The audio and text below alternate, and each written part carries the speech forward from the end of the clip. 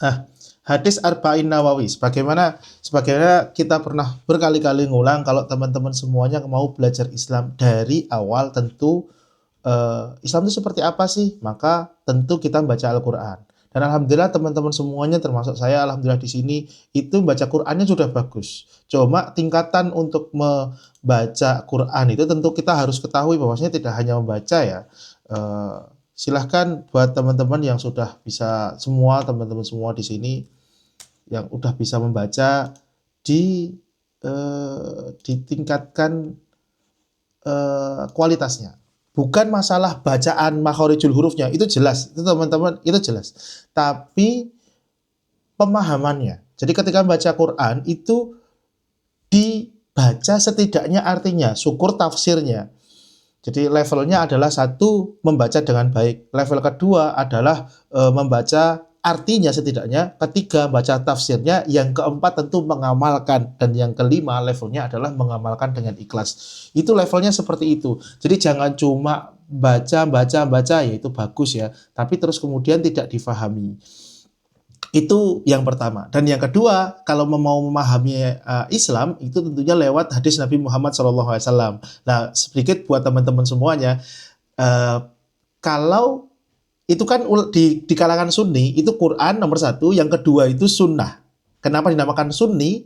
Karena Sunnah, kita itu berpedoman pada Sunnah. Kalau di Syiah, itu enggak. Nomor satu adalah Quran, nomor dua adalah Qaulul Imam, perkataan imam.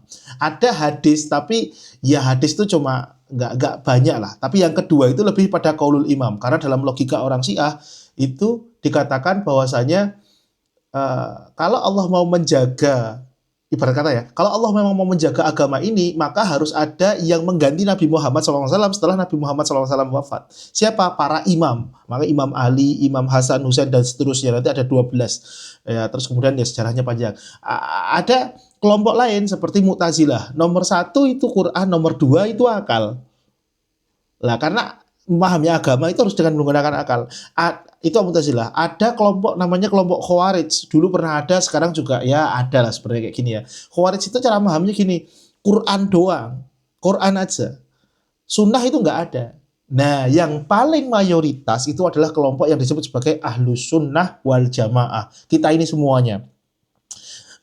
Mayoritas itu adalah kelompok Ahlus Sunnah wal Jamaah. Yaitu siapa? Kelompok yang mengatakan yang pertama itu adalah Al-Quran, yang kedua itu adalah kelompok yang mengakui sunnah Nabi Muhammad SAW sebagai otoritas untuk memahami Al-Quran. Itulah kenapa kita disebut sebagai Ahlus Sunnah, bukan Ahlul Quran misal, bukan Ahlul Kiblat misal. Kenapa penamaannya kok Ahlus Sunnah? Karena ketika di 100 tahun Hijriah awal itu yang diperdebatkan adalah status sunnah ini tuh gimana sih? Dipakai atau enggak lah, kira-kira seperti itu, maka disebut sebagai Ahlus Sunnah. Nah, tentu bagi teman kita semua yang orang Sunni ya, yang kedua adalah memahami sunnah. Nah, karena sunnah itu paling sahih tentunya Sahih Bukhari, tapi kalau suruh baca Sahih Bukhari pasti akan kewalahan. Maka paling gampang adalah baca Arba'in Nawawi. Maka buat teman-teman semuanya paling enggak pernah menamatkan hadis Arba'in Nawawi, jumlahnya 42, karena itu adalah hadis tentang inti ajaran agama Islam. Nah, kita masuk ke hadis yang ke-16. Bismillahirrahmanirrahim. An Abi Hurairah radhiyallahu anhu anna rajulan qala Nabi sallallahu alaihi wasallam. Dari Abu Hurairah radhiyallahu anhu, ada seorang laki-laki bertanya kepada Nabi Muhammad sallallahu alaihi wasallam, "Ausini, nasihati aku ya Rasulullah." Qala la taghdab. Nah, Nabi berkata, jangan marah. Faradda miraran qala la taghdab.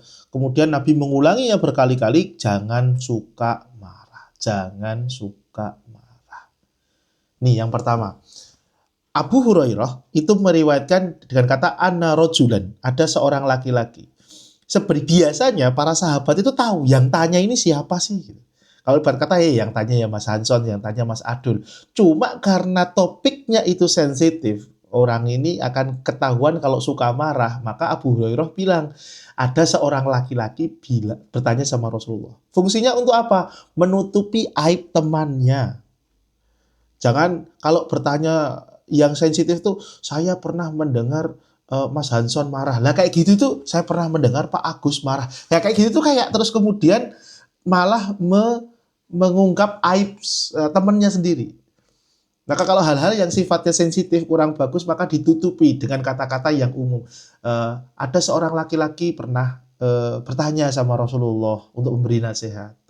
Nah, kola lin nabi, Eh, ada biasanya para sahabat itu tahu siapa sih yang minta nasihat, karena hal-hal kayak gini tuh emang ya orang-orang pada tahu lah ya.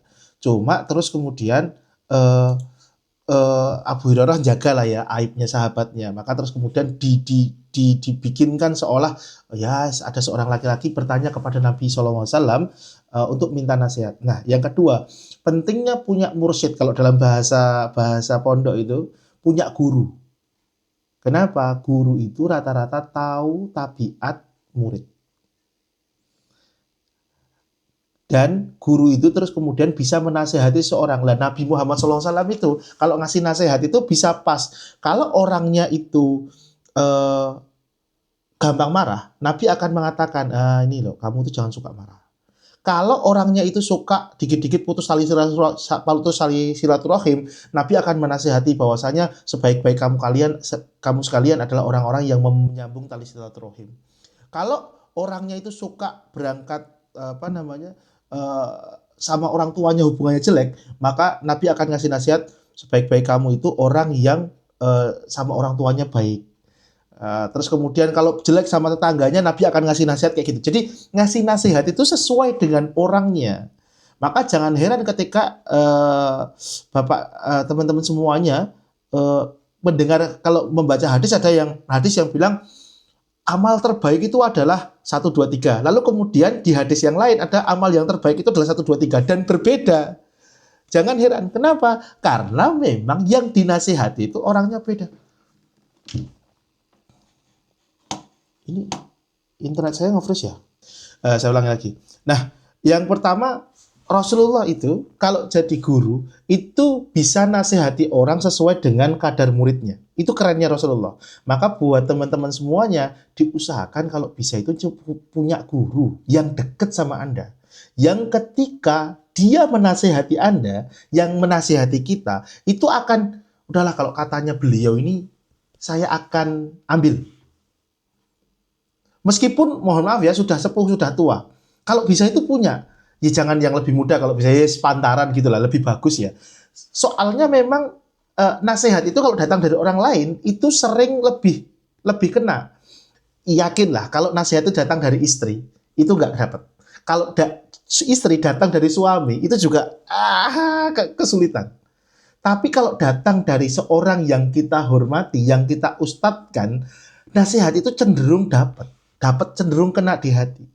Maka penting buat kita semua untuk punya guru lah. Sahabat tuh punya guru namanya Rasulullah. Yang Rasulullah tuh tahu, oh ini muridnya ini kurangnya di sini nih. Dikasih nasihat. Kalau dia kurang silaturahim, kasih nasihat silaturahim. Kalau dia jelek hubungan sama orang tua, kasih nasihat tentang hubungan sama orang tua. Kalau dia jelek sama istri, kasih nasihat tentang bagaimana cara berakhlak dengan istri. Itu. Kalau dia jelek sama suami, nah itu juga termasuk yang seperti itu juga. Makanya penting buat memiliki seorang guru yang tahu kita. Nah, itu. Ya silahkan ya dicari kalau bisa punya guru yang dekat, syukur yang bisa sering ya kadang-kadang bertemu lah ya. Itu lebih bagus. Nah, terus kemudian sahabat ini minta nasihat. Ausi nih, qala la taghdab. Di hadis yang lain, intinya jangan marah. Mengindikasikan bahwasanya pemuda ini siapapun dia itu memang punya temperamen yang gampang marah. Di hadis yang lain bahkan dikatakan gini, la taghdab, jangan marah. Terus apalagi nasihat yang lain?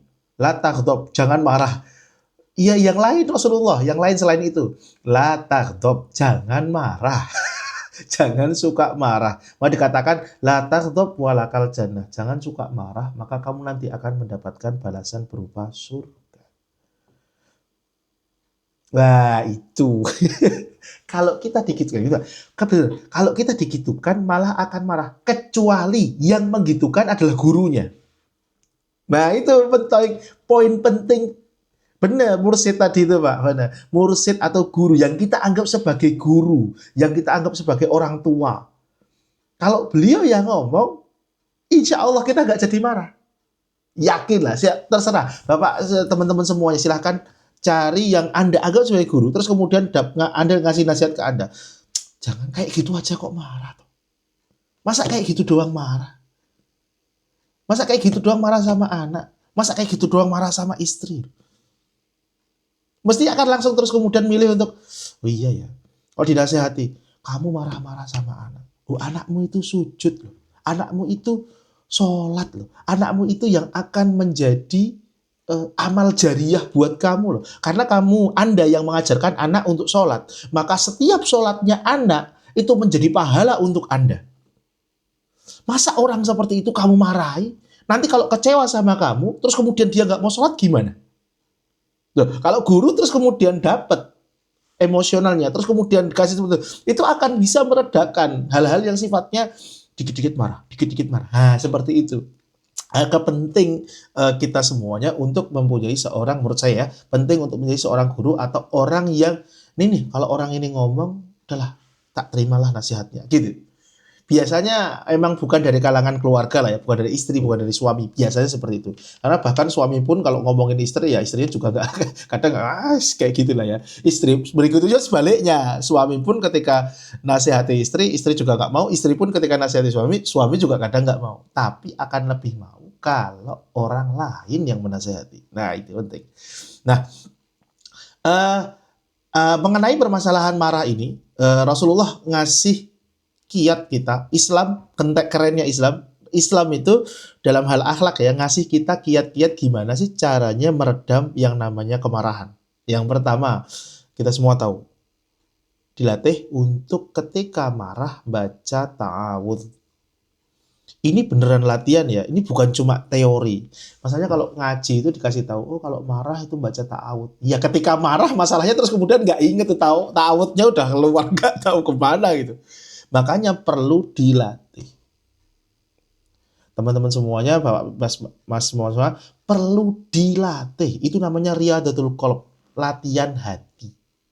Saya sekarang lagi latihan. Saya sharing ya, saya lagi latihan. Saya lagi latihan setiap kali kena musibah itu mengamalkan hadis Nabi Muhammad SAW yang berbunyi hadisnya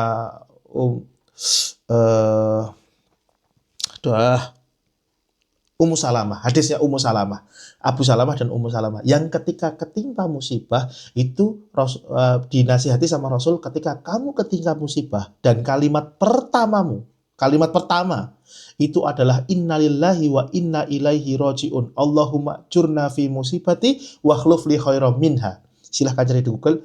Intinya adalah innalillahi wa inna ilaihi rajiun. Oh Allah, oh ya Allah, berikanlah pahala untuk musibah ini kepadaku dan gantikanlah dengan yang lebih baik, maka Allah berjanji kamu akan mendapat ganti yang lebih baik. Loh. Dan itu diterapkan sama Ummu Salamah setelah Abu Salamah meninggal. Ketika Abu Salamah meninggal, suaminya meninggal, beliau mendoakan itu, dan yang datang melamar Abu Bakar ditolak, Umar ditolak, terus kemudian yang melamar adalah Rasulullah SAW. Dapat yang lebih baik langsung. Saya pribadi sedang latihan soal itu. Jujur, saya berapa kali keterima musibah itu sudah lagi latihan soal itu. Setiap kali keterima musibah itu biasanya langsung, aduh kok kayak gini sih, aduh gimana sih, kok kayak gini, kayak gitu-gitu loh. Apalagi sampai misuh ya, itu kan naudzubillahi min dzalik ya.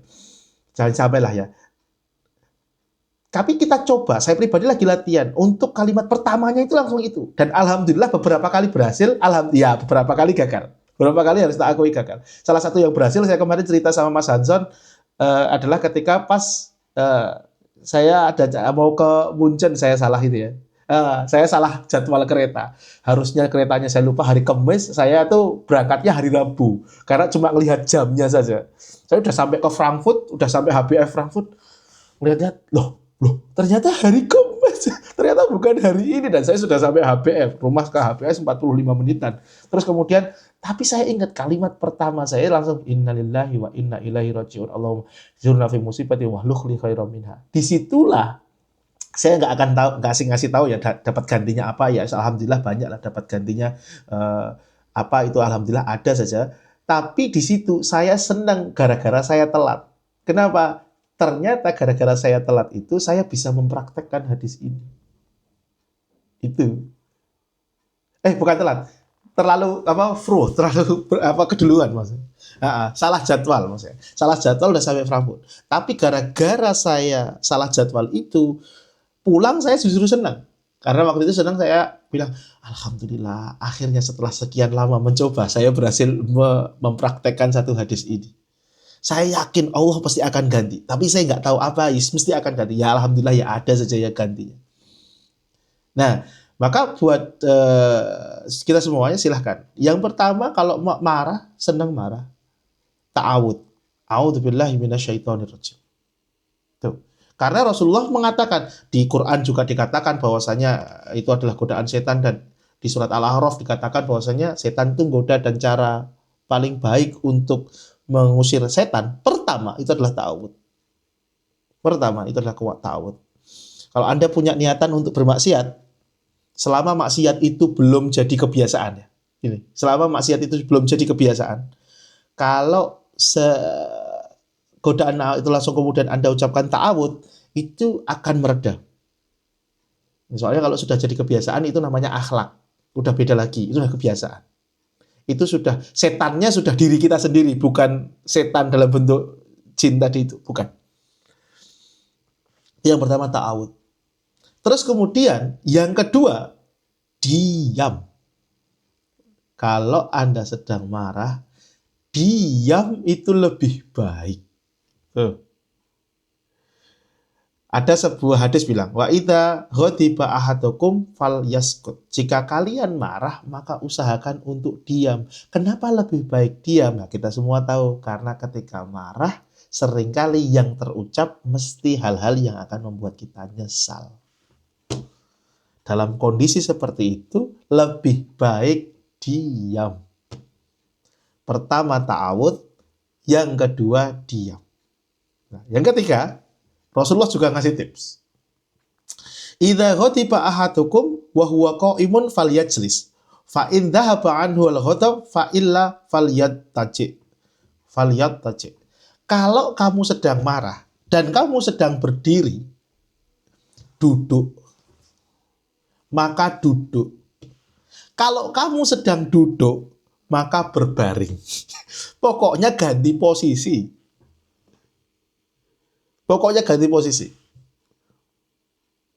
Itu supaya meredakan amarahnya.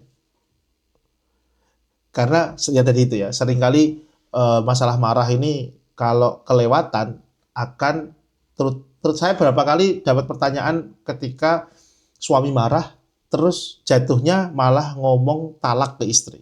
Nah, yang kayak gitu kan bahaya ya. Ya itu masalah fikih sebenarnya. Kayak gitu kan, tapi kan kayak gitu kan bahaya. Terus kemudian marah tiba-tiba langsung kemudian talak, terus kemudian mending kalau kalimat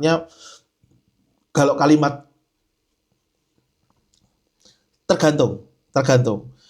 Kalau dia marahnya masih terkontrol, marahnya sebenarnya masih terkontrol. Nah, terkontrol dan tidak terkontrol itu soalnya subjektif ya. Kalau marahnya masih terkontrol, sebenarnya dia masih bisa tahu, terus kemudian dia mengucapkan saya talak kamu, maka jatuh. Tapi kalau sudah marahnya nggak kekontrol sama sekali, terus kemudian mengucapkan talak, nah itu baru kemudian nggak. Nah, beda nanti kalau terus kemudian cara mengucapkannya bukan saya talak kamu. Kalau sudah saya talak kamu itu sudah jatuh. Tapi kalau ungkapannya sudah pulang aja kamu ke rumah orang tuamu. Nah, itu kalimatnya ambigu. Kalau ambigu nanti itu tergantung sama niatnya masing-masing. Biasanya kalau kalimatnya ambigu, biasanya enggak sih. Biasanya enggak. Udah kamu pulang aja ke rumahmu sana. Udah saya enggak mau lagi hidup sama kamu. Nah, kayak gitu masih ambigu. Itu enggak apa-apa. Tapi kalau sudah saya talak kamu, makanya jangan pernah bercanda soal tolak, soal cerai. Jangan pernah marah, canda dengan menggunakan kata talak. Itu kalimat yang harus disimpan sampai di depan hakim. Dah, kalau di Indonesia kan talak harus di depan hakim ya, meskipun ya seharusnya enggak juga sih. Pokoknya kalimat itu hanya boleh digunakan setelah benar-benar reda, setelah benar-benar dingin. Ya. Oh iya ya, betul. Selama kalimatnya tidak ambigu, dia terhitung apa? Tolak, cerai, apalagi kalau bahasa Inggris ya divorce gitu, menggunakan kalimat ya pokoknya yang semisal lah ya. Pokoknya selama kalimatnya tidak mengandung ambigu itu ini. Tapi kalau kalimatnya masih contoh yang mengandung ya hampir ambigu tapi nggak juga gitu. Ambigu ya di tengah-tengah. Saya nggak mau lagi hidup sama kamu. Ya kan tengah-tengah juga itu. Apa maksudnya? Kan belum tentu itu tuh tolak gitu loh. Nah, itu kalau yang seperti itu nanti jatuhnya adalah masuk ke batin, masuk ke niatnya. Niatnya apa ngomong kayak gitu? Kalau hanya sekedar marah, nggak apa-apa. Tapi kalau beneran bahwasanya ketika ngomong, sudahlah aku nggak mau lagi hidup sama kamu, tapi niatnya adalah talak, maka jatuh. Gitu. Maka buat kita semuanya eh, jangan main-main dengan kata tolak. Itu dihindari betul sampai kemudian dibutuhkan. Sampai kemudian sudah reda, nggak marah, baru kemudian dipakai. Karena talak ini itu sebenarnya juga hal-hal yang fungsional. Itu kan pintu darurat ya, talak itu. Beda dengan agama Nasrani mungkin kali ya yang tidak membolehkan talak. Kalau di Islam kan emang sebagai pintu darurat. Gimana kalau terus kemudian istrinya emang sudah nggak bisa diajak hidup bersama dan neko-neko atau sebaliknya. Kalau ternyata suaminya adalah suami yang kasar, main tangan dan lain sebagainya. Talak itu kan adalah sebuah kata tolak itu, cerai itu adalah rahmat dari Allah Subhanahu wa taala untuk manusia. Rahmat tersembunyi lah. Karena memang itu dibutuhkan sebagai pintu darurat. Tapi ingat, pintu darurat. Bukan pintu utama. Jangan sering-sering menggunakan pintu darurat. Saya. Kalau marah, yang pertama adalah ta'awudz, yang kedua adalah diam, yang ketiga ganti posisinya, yang keempat mengambil air wudhu. Ini ya mungkin agak sedikit susah, tapi kalau teman-teman bisa, alhamdulillah ini ya.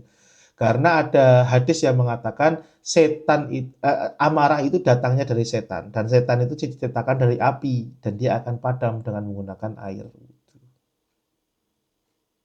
Nah, kalau bisa Pak, orang marah kalau tidur le. Paling gampang itu kalau marah tidur, itu paling gampang. Cuma apa ya bisa marah hatinya berdebar-debar gitu, otaknya biasanya kan kemana harusnya ngomong kayak gini, harusnya ngomong kayak gini. Wah, itu tuh sulit untuk tidur kayak gitu ya. Itu sulit untuk tidur kalau bisa. Intinya lebih baik diam sih. Kalau kalau di hadis, kalau dari tips ya. Ini tadi tips keempat. Tips kelima adalah ingat wasiat Nabi. Ini kalau bisa ingat. La taghdab walakal jannah. Jangan marah, jangan suka marah. Kamu akan dapat hadiah surga. Kurang apa coba Nabi itu mau ngasih hadiah, Allah itu mau ngasih hadiah sama umatnya, sampai kalau kamu bisa nahan marah, itu kamu dapat hadiah surga. Tuh. Bahkan ada hadis mengatakan barang siapa menahan amarahnya padahal mampu meluapkannya, Allah akan memanggil dia di hadapan para makhluk di hari kiamat untuk memberikan pilihan bidadari yang dia inginkan. Bidadari di sini sebenarnya apa ya? Sebagai simbol untuk kamu mau apa? Tak kasih, wis. Karena kamu bisa menahan amarahmu gitu, nahan emosimu. Udah kamu mau minta apa aja tak kasih. Itu kalau kita semua bisa ingat wasiat Nabi ini ya, bahwasanya jangan marah, kamu akan dapat surga. Tentu saja dalam beberapa kasus marah ini justru disyariatkan. Tadi kan marah dalam artian pada umumnya. Kalau kita marah sama hal-hal yang sepele, sama hal-hal yang ya sebenarnya bisa kita nggak marah. Tapi ada marah yang justru menunjukkan kecintaan kita kepada Allah. Dan ini jangan dicampur adukkan ya. Kita harus pintar menganalisis soal itu. Marah misal syariat Allah dihinakan. Marah misal di Indonesia sekarang ada kasus itu ustadz yang lagi cabul itu. Kita marah, kita harus marah kalau ternyata itu berita benar. Syaratnya ternyata berita itu benar ya. Itu harus dikonfirmasi dulu. Semoga salah. Saya masih berdoa semoga salah meskipun ya kayaknya enggak sih. Kalau dilihat dari masifnya berita kok kayaknya tetap benar ya. Dan kalau itu benar, maka kita harus marah. Kok nggak marah sama hal kayak gitu? Itu menunjukkan lemahnya iman loh. Itu harus menunjukkan ini gimana kok bisa Ustadz kok kayak gini gitu. Atau ketika kasus misal Palestina yang terus kemudian kita marah, cuma ya cara meluapkannya mungkin beda ya, cara meluapkannya kan. Tapi kita itu ada sense perasaan tidak ridho, perasaan marah terhadap suatu hal yang terjadi ketika terjadi seperti itu. Dan marah ini menunjukkan bahwasanya untuk menunjukkan kita itu cinta sama Allah loh, maka ekspresinya adalah marah. Seperti ya kasar kata Umar style lah, stylenya Umar radhiyallahu anhu ya. Umar itu kan kalau dikit-dikit marah orang ada melecehkan Nabi Muhammad, dikit-dikit pancung aja orangnya, dikit-dikit udah dibunuh aja gitu, udah penggal aja. Umar itu pernah ditegur sama Nabi. Kalau teman-teman pernah baca sirah tentang sahabat namanya Abi Balta'ah. Uh, Abi Balta'ah, saya lupa namanya. Abi Balta'ah seingat saya. Ketika Fathul Mekah mencoba untuk membocorkan rahasia Nabi karena jadi dia ngirim surat ke orang-orang Quraisy, Nabi akan menyerang kamu gitu. Nabi akan menyerang kamu. Tapi tujuan mengirim surat ini tadi itu adalah karena keluarganya Abi Balta'ah ini ada di Mekah. Jadi untuk dapat dia udah ngasih informasi nih sama kita, keluarganya jangan diapa-apain. Takutnya itu keluarganya nanti dibunuhi gitu.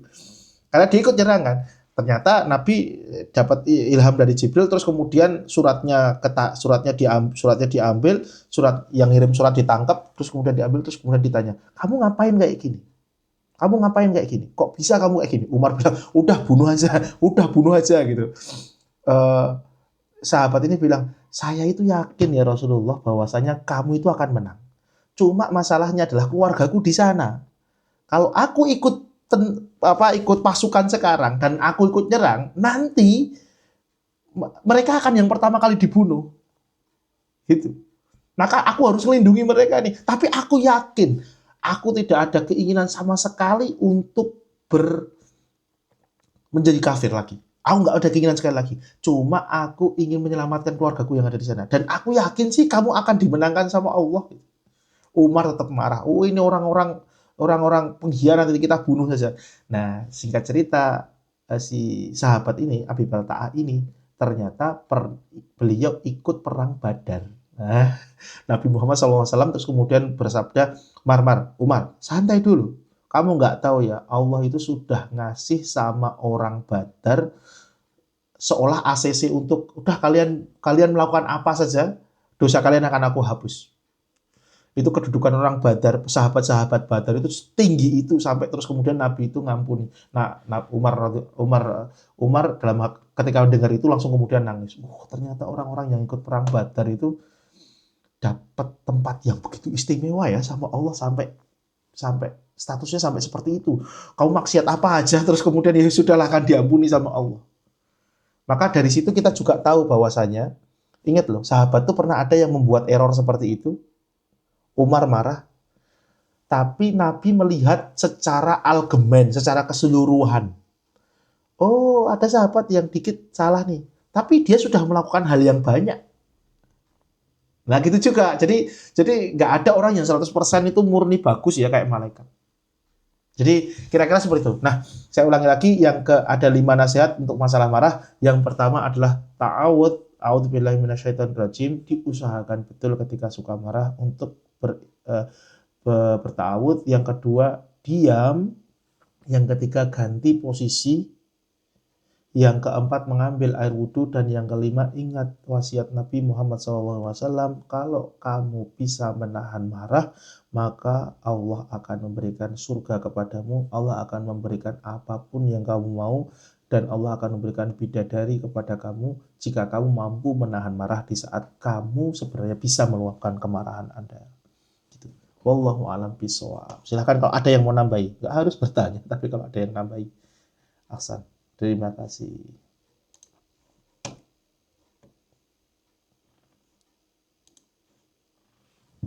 Iya, ya. Oke. Apa?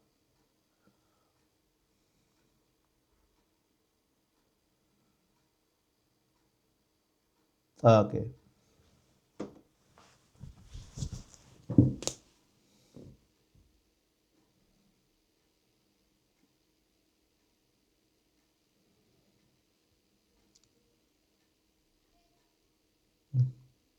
Oh, oke. Nggak apa-apa, santai aja.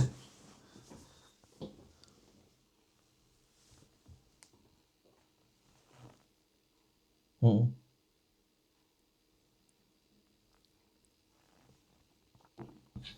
Hmm. Iya. Hmm. Oke, oke. Iya.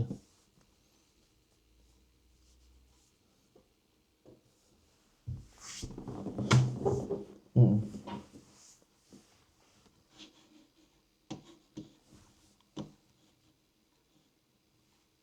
Iya. Yang perang Badar tadi gimana? Ya, heeh. Hmm.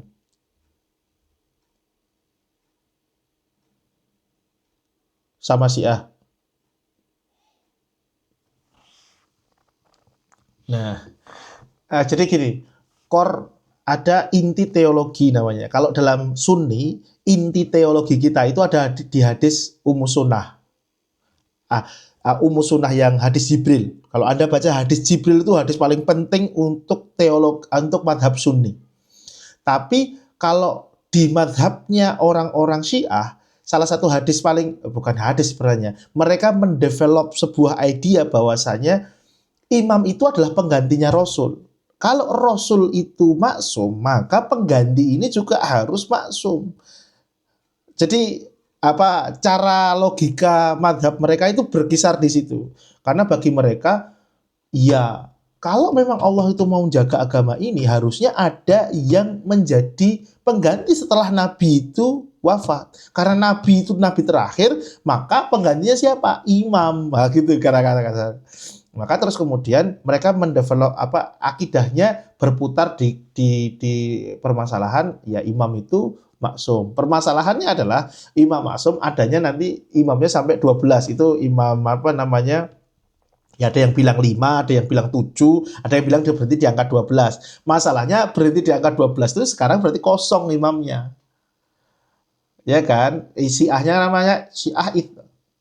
Nah, enggak, akhirnya enggak, dia cuma sampai 12. Saya lupa namanya nomor 12 itu udah meninggal lama. 12 ini nanti umam ke-12 ini dikatakan sekarang sedang goib, sedang menghilang, nanti akan rujaah, dia akan kembali.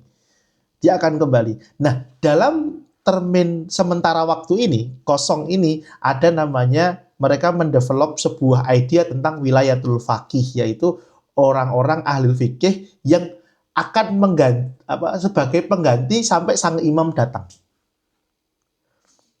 Tapi mereka nggak maksum. Yang sekarang yang Isna Asyari di Iran itu dia nggak mengatakan diri mereka maksum, tapi memang harus diarti. Mereka cuma pengganti imam gitu teologinya. Nah kalau uh, bukan nanti Imam Mahdi itu lain lagi. Yang Imam ke-12 itu ada namanya saya lupa namanya. Ada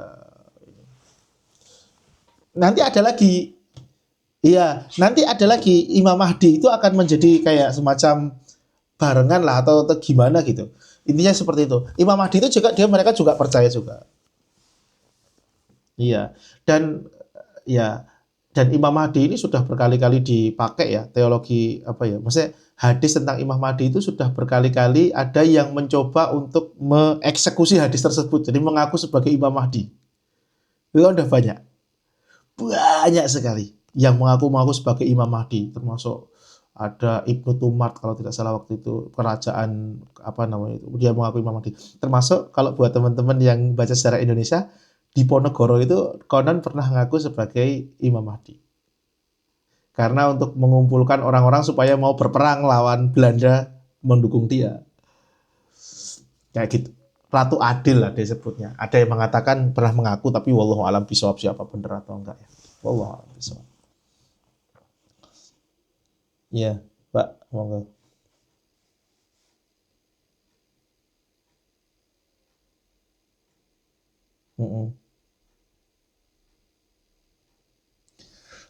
Setahu saya nggak ada, Pak. Nggak ada. Jadi kalau di Syiah itu memang Islam itu berdasarkan hierarki. Kalau mau gampang gampang menggambarkannya, Syiah itu malah mirip sama Nasrani dalam dalam konteks hierarki. Dia ada pope-nya, ada pausnya. Jadi paus itu seolah bisa langsung nyambung sama Tuhan.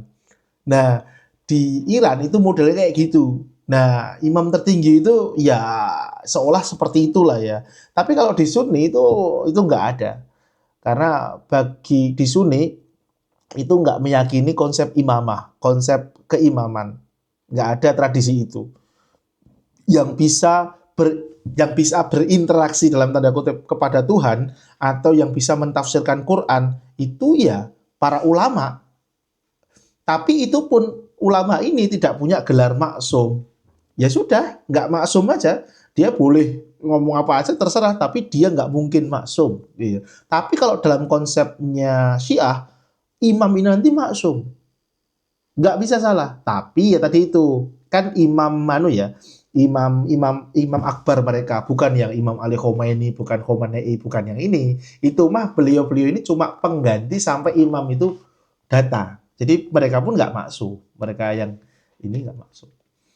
Nah, masalahnya adalah sebenarnya saya pernah bikin apa ya konten pada banyak yang marah sama saya gara-gara saya mengatakan Syiah itu Islam atau bukan. Saya mengatakan Syiah itu kan Islam ya. Syiah itu Islam tapi sesat seperti Mu'tazilah, Khawarij, Murji'ah dan banyak sekte sesat lainnya lah. Tapi tetap Islam.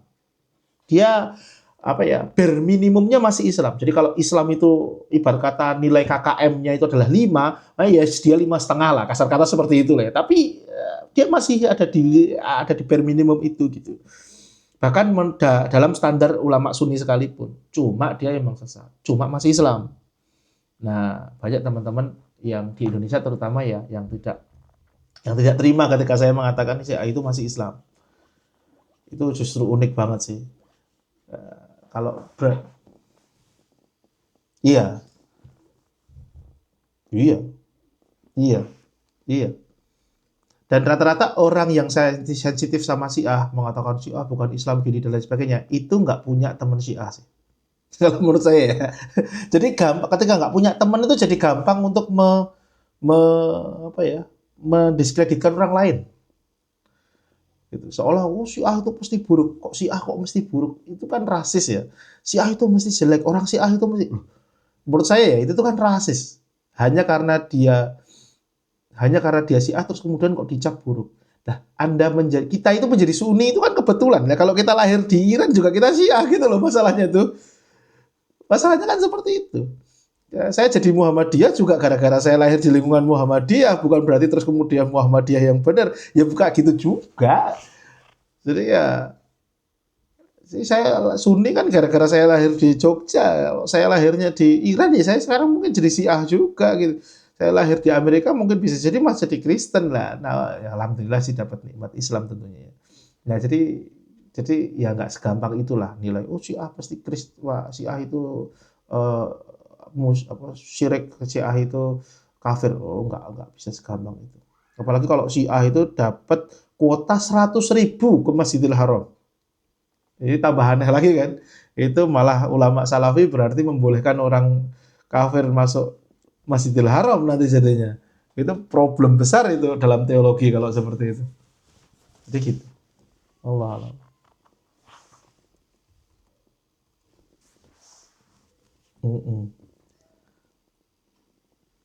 Betul.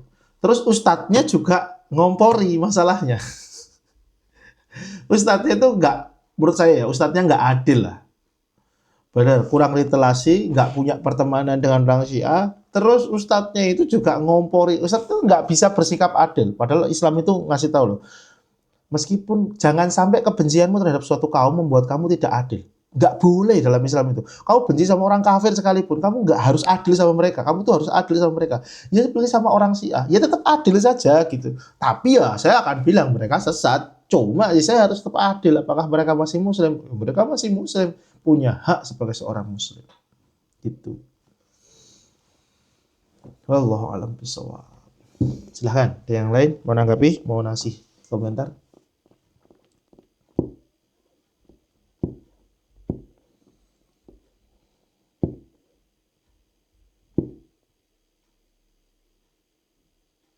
Mm-mm, betul. Bukan. Ya, tapi ada betul. Kalau di Sunni itu syekh itu jelas nggak maksum, guru memang karena keilmuannya. Tapi kadang, terutama ya ini nggak ada ya karena di NU ya rata-rata itu dia sampai ke makom yang hampir dianggap kayak nggak bisa salah. Maka kalau tradisi di NU sama kiai itu kayak sami'na wa atokna sampai seolah-olah omongan beliau itu kayak nggak bisa salah. Dan itu masyhur itu masyhur sekali itu. Di kalangan sufi itu masyhur juga gitu. Jadi itu yang bahaya sebenarnya. Di sisi lain bagus, ada bagusnya tentu ya. Di sisi lain ada bagusnya. Tapi di sisi lain ya bahaya. Kalau kebanyakan too much itu bahaya. Too much itu bahaya. Iya benar, benar. Karena enak kalau punya mursyid yang dianggap sudah anu itu enak mas. Akal ada kan penak, kan tinggal pasrah sama guru kan. Guru bilang A kita tinggal ke sana, guru tinggal B kita tinggal ke sana. Jadi kayak ya wes lah, nggak usah mikir yang lain gitu. Kan enak ya sebenarnya itu. Nggak nggak harus pusing-pusing gitu. Udah tinggal manut gurunya saja gitu. Tapi ya kadang berlebihan. Saking berlebihannya kan banyak kasus-kasus yang ya kayak yang sekarang itu. Banyak kasus-kasus seperti itu.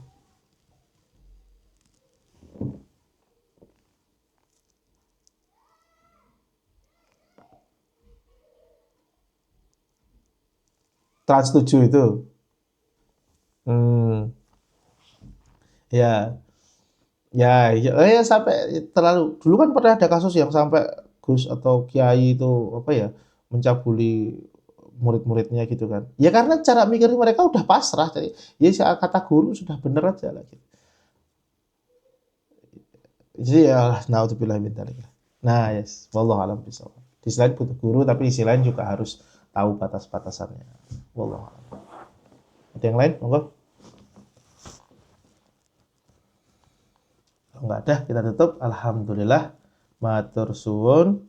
Kita tutup dengan baca hamdalah bersama-sama. Alhamdulillah.